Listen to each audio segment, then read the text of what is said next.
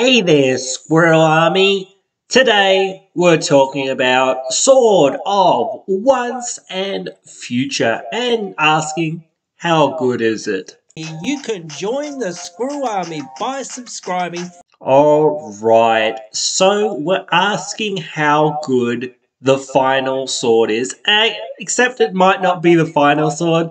I think to myself, well, maybe one of these days they'll print mono protection swords and tricolor protection swords and four color protection swords and that sort of thing. So maybe it's not the final sword ever, but it certainly completes the cycle. So that is nice that they finally completed the cycle. Pro Blue and Black, sure. I honestly think blue is like one of the most played colors. I don't think black is that heavily played, though I do see a lot of black decks out there though. So like green is the most played color. Let's be real here. I think white is a very heavily played color as well because white has really good removal and whatnot. So I think red, black are the colors that are played kind of the least. I think black's played more than red though, honestly. So I don't know. Like you're getting protection from one of the more popular colors at least. Um, So hitting and then being able to surveil two, which means you can look at the top two cards, decide to put them back on top or put them in the graveyard. That seems okay. Again, a lot of these effects with these swords are better with double strike, etc. So, you know, that is that because you get double the effect and whatnot. But again, like that's not that bad because like getting some sort of card advantage isn't too bad. The problem here is I guess you would have to be a graveyard centric deck for it to matter more than Scry. But this does care about spells in the graveyard. So you can cast an instant or sorcery spell with mana value 2 or less from your graveyard without paying its cost, and then you have to exile it. So I don't know, like the restriction of 2 or less is really big for me because now to me you can't play any like board wipes and things like that, which is like most of the spells that most people run is like removal and board wipes. So I don't know, like I do know that some people run a lot of cantrips and that sort of thing, so it's definitely better in a spell-heavy deck that has a whole lot of cantrips and that sort of thing.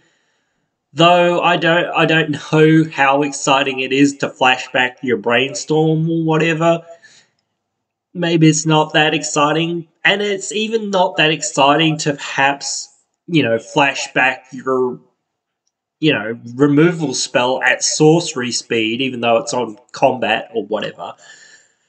That still might not be the best thing because, again, you're like only getting it till turn. At least it's a multiple use thing and you can keep getting it and keep getting it. And if you find instant sorceries on the top, you can put them in the graveyard to cast them. So there is that. It just gives you that little bit of extra stuff, being able to cast them for essentially 0, except for the fact that you've got hit.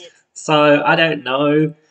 It's just tough for me to say that this is exceedingly good. Like if it didn't have the restriction of 2 or less on it, then I think it'd be pretty good because you can just flash back any instant or sorcery. But that's honestly not that powerful. Like it is very powerful in its own right and very good in its own right, but like the restriction of 2 or less makes it a lot less good, I think. Yes, there is a lot of really good spells at 2 or less. I don't even think. Oh yeah, there are some of those suspend cards and whatnot that you could essentially cheat cast. So there is that, maybe. But again, I do feel like a lot of those spells that suspend and whatnot honestly aren't that amazing for the most part. So, or the ones that people use to cascade into, etc., that sort of thing. Like, some of them are good, like balance and stuff or whatnot. Ancestral Vision, just draw 3 cards or whatever. But still, that's the same sort of thing as just like casting a Brainstorm, essentially. It's not any different because you're still going to be casting it for 0, essentially. So, I don't know. Though you could find it off the top again. Like if you're playing something like Amuleto, or some kind of deck that's like that where or what's his name, the blue-red guy, you can look at the top card and you can pay instant sorceries off the top. There's a couple of ones like that, actually, I think now. I think it's non-creature. I'm not too sure. I think it's a Jeskai one. Not too sure. But anyway, there's a few that are like that let you see the top card. So if you know what the top card or top cards kind of already are, it can give you that little advantage to be like, well, is this something that I really care about casting from the top of my library?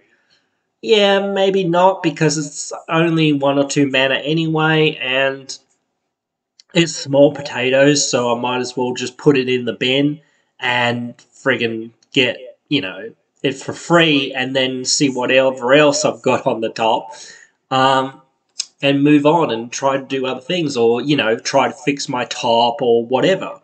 See what I get, Like, there are some utilities with it, certainly. And it's certainly a card that could see a lot of play in Spellslinger decks, like I say. But outside of that, again, I do feel like it would be a tough sell. And even in Spellslinger decks, I feel it is a very tough sell to a degree, because a lot of the, in my opinion, better card draw effects are flashback effects anyway, or whatever, those sorts of ones that you can keep repeating.